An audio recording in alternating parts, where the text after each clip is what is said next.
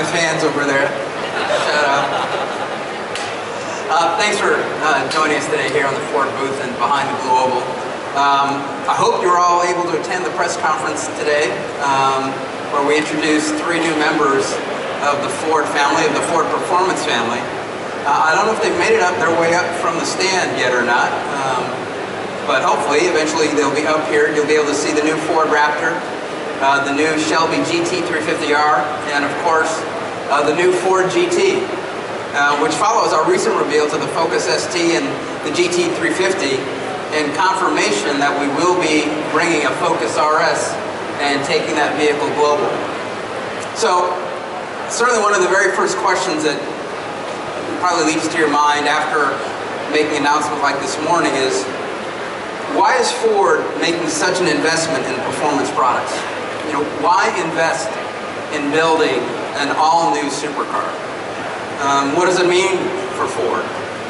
So what you'll understand after we chat and after we do a little Q&A is that our business-based investment in performance is really to serve a much larger and far more important goal, which is to bring innovation and drive innovation throughout our entire company. Certainly performance is our passion, but it's also one of the most effective catalysts for ingenuity and advancing technology in this space. So right now, innovation really is driving everything we do at Ford. And you can see it in our vehicles, you can see it in our technologies, you can see it in unique features, and it's going to continue to benefit all of our products going forward. So, 3 great new products, each superb performance vehicles in their own right, and each a further proof point that innovation is driving our business. So innovation and performance aren't new to Ford.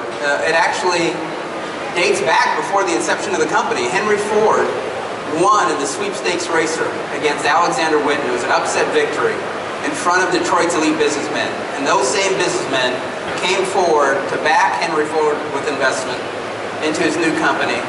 And 18 months later, Ford Motor Company was born. So Ford Motor Company and performance have been connected ever since, including our current global racing efforts. And those racing efforts are directly tied to our development goals, with the racetrack serving as a vital innovation tool. So we're already racing our 3.5-liter EcoBoost in our Daytona prototype at IMSA. Get a lot of tech flow through back and forth from NASCAR, such as the compact graphite iron tech from NASCAR in our new 2.7-liter EcoBoost.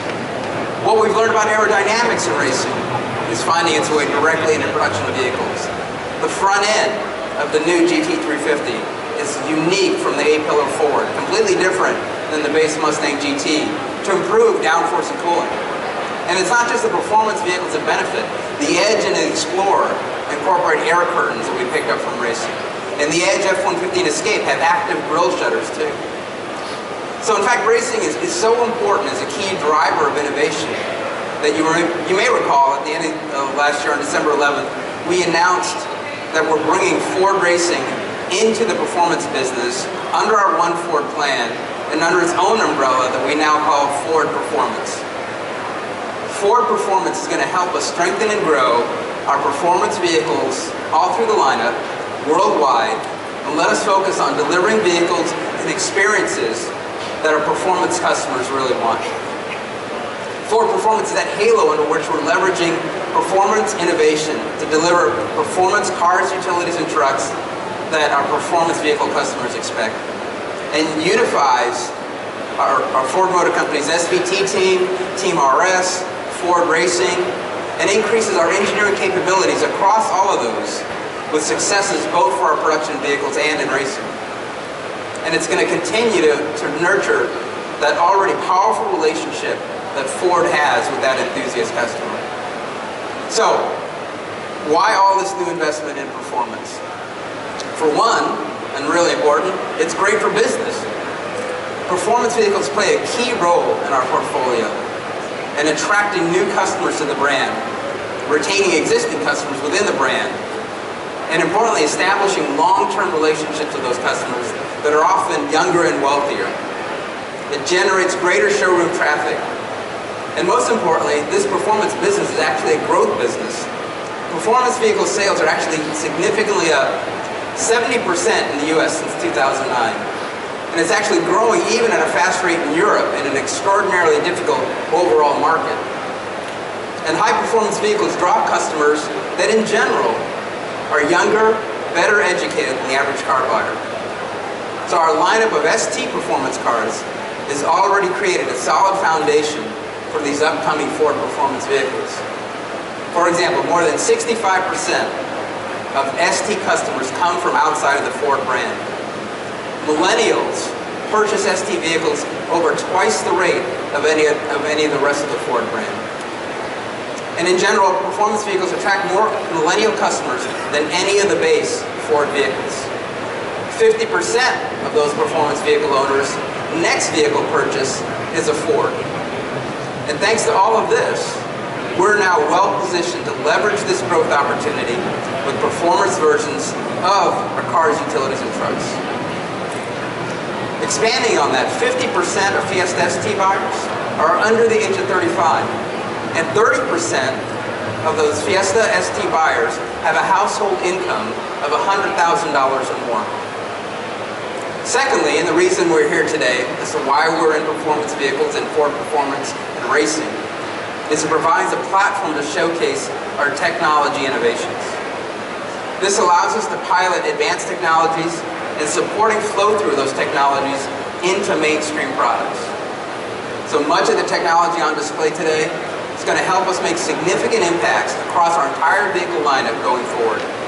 And though today's news makes it more apparent, we've already begun laying the structural groundwork to speed that innovation and success. And we actually started this performance innovation conversation in May when we announced a new state-of-the-art facility, our new technical center in Charlotte, North Carolina.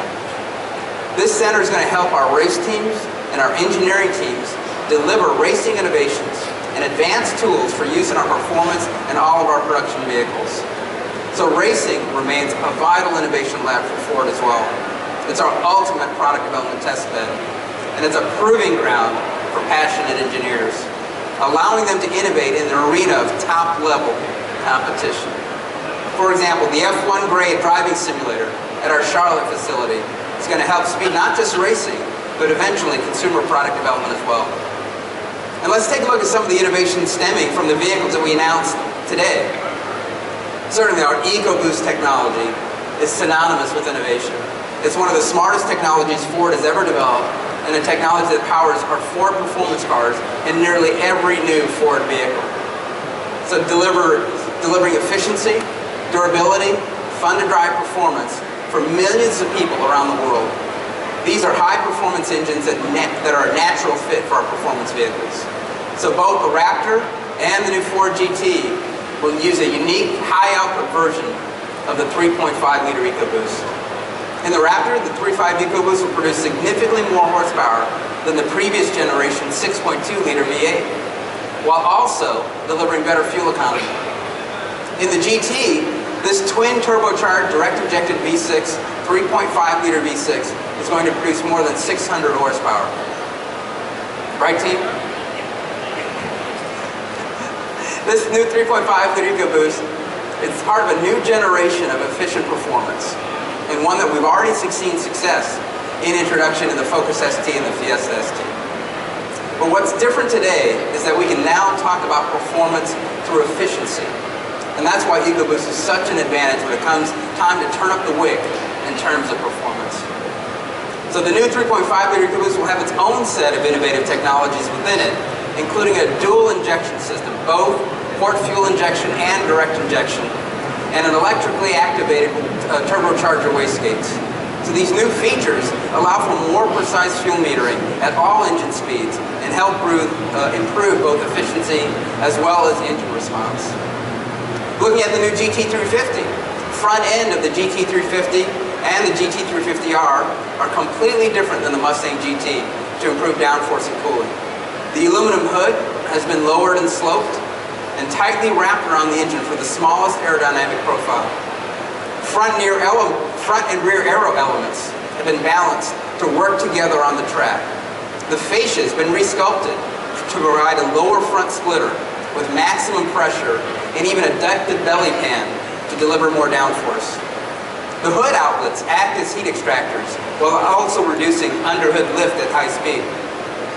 And the athletic stance of the all-new Mustang is further accentuated when we recontour the fenders to accommodate the wider front track and wider wheel arches, but also with front fender vents to draw out air from the inner fenders and reduce turbulence in the wheel wells and smoothly direct that air down the side of the car. As engines continue to downsize, as power densities continue to increase, cooling issues are going to present a greater challenge. So improving vehicle aerodynamics, particularly in making better use of front-end airflow, as frontal areas are going to continue to shrink, are going to be critical in meeting future efficiency goals. The GT350 and the 350R also utilize carbon fiber composites. This helps reduce weight, which is always better for efficiency. You know, the Mustang platform is already the strongest we've had in the brand's history. It's 28% more stiff than the prior platform. But we've improved that even further with the GT350 with a cutting-edge injection-molded carbon fiber composite grille opening and an optional lightweight tower-to-tower brace. The front track's been increased while spring rates and bushings were recalibrated all the way around, with ride height reduced compared to the base Mustang GT. So this lower center of gravity again improves dynamic performance. The 350R also features standard lightweight carbon fiber wheels, making Ford the first major automaker to introduce this innovative wheel technology. Prior to this, carbon fiber wheels have only been offered on a handful of exotic supercars, and it's going to benefit the GT350R performance by shaving critical unsprung weight, 50 pounds of unsprung weight, and reducing rolling inertia. So the 19x11 and 19x11.5 wheels provide approximately 13 pounds at each corner of weight reduction, as well as higher stiffness than an equivalent aluminum wheel. So these lightweight wheels will be shod in Michelin's top-of-the-line Pilot Sport Cup 2 high-performance tires with both a rubber compound and a construction that were engineered unique to the Shelby GT350R. So this combination of incredibly stiff and light wheels with bespoke tires are going to offer our customers exceptional levels of both steering feel and levels of grip. So you saw a lot of the same technology in our lightweight Fusion concept. And we've been the first major automaker to introduce this innovative wheel technology on a mainstream product. Now moving on to the Raptor, let's start with weight. Thanks to the truly innovative use of aluminum and high-strength steel, as on the all-new F-150, the new Raptor is 500 pounds lighter than the previous version. Again, less weight equals more efficiency and makes huge differences in off-road handling and maneuverability. And its new high-strength steel frame is purpose-built and completely unique to the Raptor. So you want to talk an innovative test bed for the next iteration of tough, you're looking at it with the Raptor. Our all-new 10-speed transmission will debut on the Raptor. And this 10-speed will not only have a significant effect on fuel efficiency, but it's going to dramatically improve performance with a much wider ratio spread. It's got an all-new terrain management system, which is going to use engine management, transmission controls, ABS, traction control, stability programming, in an incredibly new smart system designed to help the Raptor adapt to any terrain or weather. So that's just a number of innovations on just a single new platform. But if you really want to talk innovation, then we need to talk about the all-new Ford GT. So beyond being the ultimate Ford and a halo for the new Ford Performance Group, the GT is the embodiment of innovation, particularly in terms of lightweight materials, aerodynamics, and our EcoBoost engines. And these innovations will all directly impact future Ford products. And that's where our investments will have the greatest impact. This GT is a flagship for innovation, and that's why we're building an all-new supercar. So let's talk lightweighting. There's a host of lightweight materials and associated composites available today. And the largest near-term challenge is really the cost related to material scale, and just as important, assembly. So joining dissimilar materials, carbon fiber, carbon composites, aluminum, is a process that's mostly unrelated to current production scenarios. So as the new all-new F-150 has taught us how to bring aluminum construction to a high-volume production line, the GT will be a test bed for engineering, assimilating, and scaling the the same for lightweight materials. So where does the GT use lightweight materials? Well, first, it's built around an all-carbon fiber tub that serves as a two-person passenger cell with seats bolted directly to the tub for the ultimate in sensory connection. All the body panels are also carbon fiber. Attached to either end of the carbon fiber tub are aluminum architectures that support both the powertrain and the suspension. This construction creates an incredibly stiff chassis along with an exceptionally safe structure with a dedicated passenger cell. And the extensive use of carbon fiber and aluminum will provide greater efficiency as well as an incredibly competitive power-to-weight ratio. How about aerodynamics? Well, we're all aware that aerodynamics play an enormous role in efficiency, particularly at highway speeds. And the GT has one of the most efficient and functional airflow profiles of any production vehicle. And it'll also feature fully active aerodynamic components. So the teardrop shape is incredibly efficient. You should know that extensive body sculpting is a result of functional design and reducing drag, all while aiding downforce. The rear spoiler on the GT is active, which means it can alter both its height and its pitch depending on speed and driver inputs. A full underbody tray tied to a massive rear diffuser to manage airflow beneath the vehicle. Other innovations on the GT include a track-proven torsion bar suspension with fully active inboard dampers, massive carbon ceramic brakes at all four corners capped by 20-inch wheels, again with a unique compound and construction Mission Pilot Super Sport tire developed specifically for the GT. A stockless steering column with all the driver controls contained on the bespoke steering wheel. It's a study in reducing driver distraction. And Sync 3, integrated to efficiently control the entertainment system while again minimizing driver distraction. The latest chassis electronics not only provide a digital safety net, they're also designed to ultimately improve driver performance. And an all-new 7-speed dual-clutch automated transmission for lightweight and exceptional response in driver control. And then that brings us to the RS.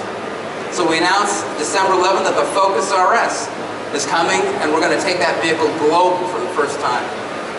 The previous version of the RS helped us introduce the Revo Knuckle, a front suspension design and innovation that still informs our front-wheel drive suspension architectures and delivers improved performance and control in steering feel.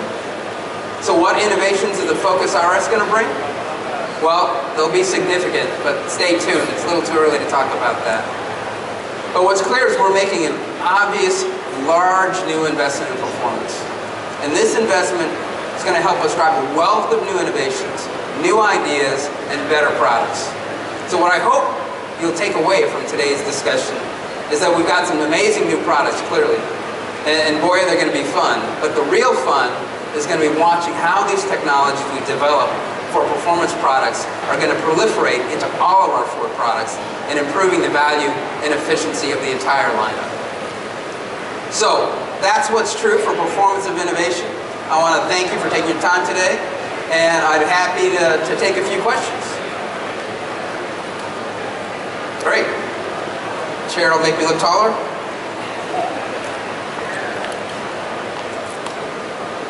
Hello, Mike Antich from Automotive Fleet Magazine. I was curious, from whom will Ford be sourcing the carbon fiber material for the GT? And secondly, and related to that, it was announced earlier at the press conference that Ford, the U.S. Department of Energy, and Dow are going to be conducting a study on producing high-grade carbon fiber in high volume. Is the GT part of that study? Yeah, we announced with, as you said, Department of Energy and Dow AXA, a joint development program that's really looking at taking carbon fiber to a very high volume manufacturing and improving the efficiency to scale, particularly the precursor. That project is actually separate from the GT project, and the carbon fiber composites and the GT are going to leverage a lot of that learning going into that development program, but the carbon fiber itself will be sourced from multiple different suppliers.